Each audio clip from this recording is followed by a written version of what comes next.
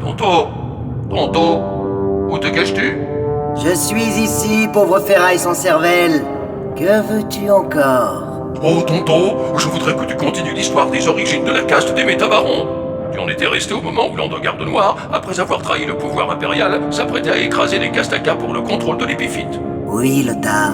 Et tu me demandais comment Othon, l'ancêtre de notre maître bien-aimé, allait faire face à cette nouvelle menace. Ils vont assiéger notre forteresse, mais ils n'attaqueront pas. Pour apprendre comment nous produisons l'épiphyte, ils devront soit nous torturer, soit négocier. Marchandez! Jamais nous avons juré fidélité à l'Empire! L'Empire est parti!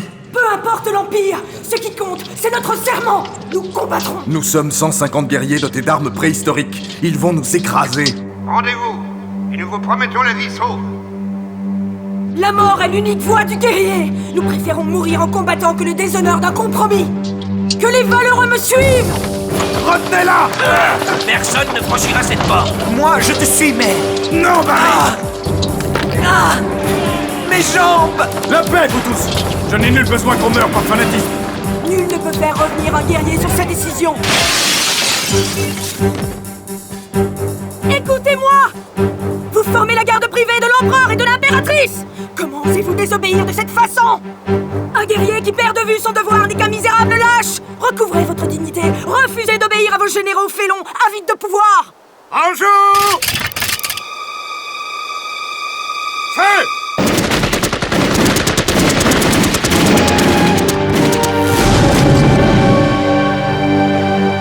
Morte pour rien, sinon pour elle. Quel gâchis. Ainsi, mon père est un poltron. Il m'a brisé les jambes de peur de me voir monter à l'assaut. Portez-moi auprès des restes de ma mère. Je veux mourir comme elle, en héros. Suffit, Barry! Je te veux vivant! Tu es sans honneur. L'honneur d'un guerrier n'est pas de mourir, mais de vaincre. La ruse est elle aussi une arme honorable. Les armes des Endogardes sont puissantes, mais elles ne leur servent qu'à tuer de loin. Il y a des siècles que ces bataillons ont tout oublié du corps à corps, mais nous y sommes prêts.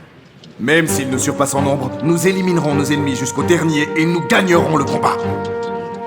Toi, Owen Hall, tu attaqueras avec la moitié de nos guerriers par le flanc nord, en cherchant le corps à corps. Et toi, Conrad, tu agiras de même sur le flanc sud. Vous forcerez l'Endogarde à rester en masse compacte. Quant à moi, je les attaquerai par le centre. Poussez sur ces blocs, les braves! Pas un de ces chiens noirs ne doit progresser d'un pas. Poussez! Laissez mourir! Résistez, ennemis!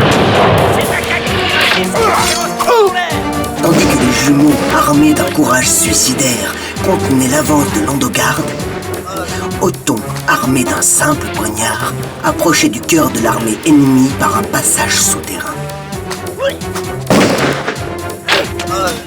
Et c'est ainsi qu'Othon von Salza, trisaïeul de mon maître, plongea avec précision sa minuscule lame d'acier dans leur armure et vint à bout des 1500 Endogardes. Le vallon, couvert de cadavres, semblait un silencieux lac noir. Othon se rendit au nord du champ de bataille, à la recherche d'Owen Hall, son lieutenant. Puis, il repartit vers le sud récupérer le corps de son autre loyal ami, Conrad. Ce n'est qu'ensuite qu'il rendit un dernier hommage à son épouse, devant le roc où son corps avait été désagrégé. Tu as appliqué l'enseignement de ton père, ton maître. Le guerrier ne pense pas en termes de victoire ou de déroute, mais il se bat fanatiquement jusqu'au trépas. Ce n'est qu'ainsi qu'il accomplit sa destinée. Repose en honneur, Edna. Tu viens d'entrer dans le silence, et le silence est l'âme de toute chose. Et enfin, humblement, il s'agenouilla devant son fils Barry et lui banda les jambes. Pardon, père, je t'ai mal jugé. Tu es le plus noble de notre caste. Oui, mon fils, mais malgré tout, il va nous falloir négocier avec l'Empire, et l'épiphyte sera souillé. Le haut fait d'Othon, nouveau baron de Castaka, se répandit dans toute la galaxie. Une semaine plus tard, le vaisseau d'or du couple impérial et sa nouvelle Endogarde pourpre faisaient escale à Marmola.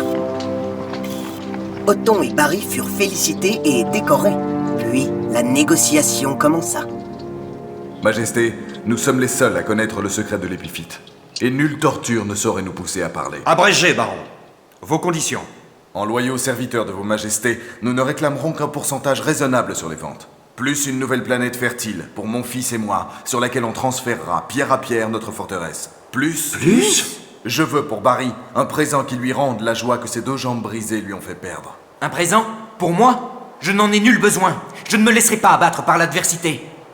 L'empereur accédera à votre requête, baron. À présent, amenez-nous à l'épiphyte.